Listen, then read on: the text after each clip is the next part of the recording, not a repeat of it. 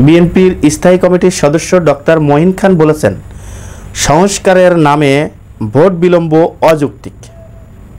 দর্শক, আপনারা জানেন যে ডক্টর মঈন খান একজন নম্র, একজন ভদ্র, একজন রাজনীতিবিদ এবং সে একজন বয়স্ক রাজনীতিবিদ।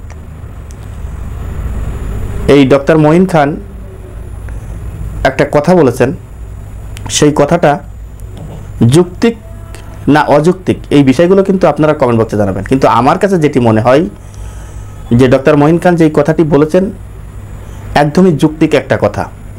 কারণ অন্তর্বর্তীকালীন সরকারে যারা রয়েছে তাদেরকে বসানো হয়েছে যে আমাদের বাংলাদেশে সুন্দর গণতান্ত্রিক একটি সরকার ব্যবস্থা করা প্রয়োজন। যেহেতু পরপর 3 বার যেই নির্বাচন হয়েছে, জাতীয় নির্বাচন, সেই নির্বাচনে জনগণ ভোট দিতে পারে নাই। জনগণের ভোটার অধিকার তারা হরণ করে নিয়েছে। এই জনগণের ভোটার অধিকার হরণ করে নেওয়ার ফলে এই শেখ হাসিনা সরকার বারবার তারা জোর করে ক্ষমতা দখল করে তারা দেশ পরিচালনা করেছে, যার ফলে গণতান্ত্রিক কোনো পন্থাই বাংলাদেশে ছিল না।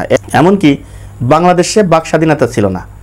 আপনারা জানেন যে এই আওয়ামী লীগ সরকারের বিরুদ্ধে কেউ কথা বললেই তাকে জেলে যেতে হয়েছে, কেউ কথা বললেই তাকে আয়নাঘরে যেতে হয়েছে, কথা বললেই তার নামে মামলা হয়েছে, বাংলাদেশের মুসলমানদেরকে ধরে ধরে জেলখানায় ঢুকানো হয়েছে।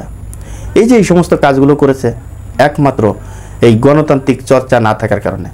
তা এখন এই গণতন্ত্র পূর্ণ উদ্ধারের জন্য আমাদের বাংলাদেশে ছাত্র জনতা মিলে যেই গণ অভ্যুত্থান সৃষ্টি করেছে এবং হাজার হাজার মানুষ জীবন দিয়েছে, কয়েক হাজার মানুষ এই সরকার পতন করতে যে আহত হয়েছে, যাতে করে বাংলাদেশে গণতান্ত্রিক ধারায় প্রতিটা নির্বাচন হোক এবং জনগণ যাকে ভোট দিবে সে নির্বাচিত হোক।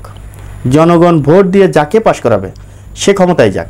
সে যদি অন্যায় করে, সে যদি আবার ক্ষমতা দখল করার চেষ্টা করে, আবার পরবর্তী সময় নির্বাচনে এই জনগণই তাদের জবাব দিবে। অতএব সব কিছু সংস্কার না করে নির্বাচনী ব্যবস্থাটা সংস্কার করে সুন্দরভাবে একটি অবাধ, সুষ্ঠু, একটি গ্রহণযোগ্য, একটি নিরপেক্ষ নির্বাচন দেওয়া উচিত বলে আমি মনে করি।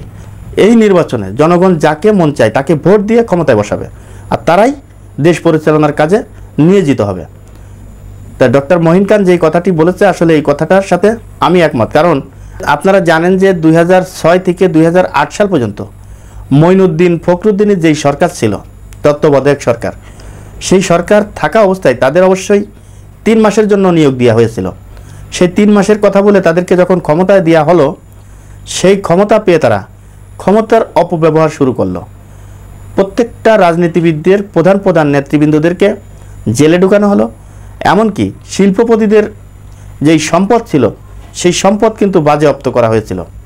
প্রত্যেকটা রাজনীতিবিদদেরকে হয়রানি করা হয়েছিল, যে এমনভাবে তারা ক্ষমতা আঁকড়ে ধরেছিল যে ক্ষমতার লোভ পেয়ে প্রত্যেকটা সেক্টর তারা কিন্তু দখল করে নিয়েছিল।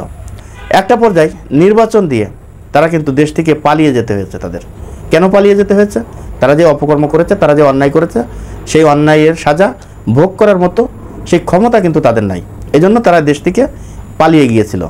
তো অতএব সেই চিন্তা ভাবনায় মানুষের মনে অলরেডি ঢুকে গিয়েছে। সবাই চিন্তা করছে ডক্টর ইউনূস যে কত বছর ক্ষমতায় থাকবে এর কোনো নিশ্চয়তা নেই। এবং কেউ বলাবলি করছে যে এরা 5 বছরের আগে ক্ষমতা ছাড়বে না। আবার কেউ বলাবলি করছে যে 1 বছর পরেই এরা নির্বাচন দিয়ে দিবে। আবার কেউ বলাবলি করছে সর্বনিম্ন 2 বছর এরা ক্ষমতায় থাকবে।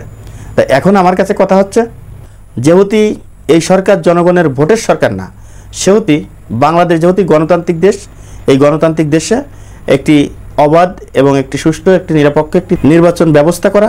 সেই নির্বাচনে জনগণ যাকে মন চায় তাকে ভোট দিবে, জনগণের ভোটে যারা নির্বাচিত হবে তারা ক্ষমতা চালাবে। তা এখন যদি প্রত্যেকটা জিনিস যদি সংস্কার করতে হয়, তাহলে কত বছর লাগবে এই বাংলাদেশকে সংস্কার করতে, এটার কিন্তু কোনো মেয়াদ নাই। কতদিন লাগবে এর কোনো শেষ নাই। অতএব সংস্কার না করে নির্বাচনী ব্যবস্থাটা সংস্কার করে নির্বাচন দিয়ে জনগণের কাছে ক্ষমতা হস্তান্তর করে এদের চলে যাওয়া উচিত বলে আমি মনে করি। দর্শক, আজ এই পর্যন্তই। পরবর্তী ভিডিও দেখার অনুরোধ জানিয়ে এখানে বিদায় নিচ্ছি। আমি মোহাম্মদ মিতুল হোসেন। আসসালামু আলাইকুম ওয়া রাহমাতুল্লাহি ওয়া বারাকাতুহু।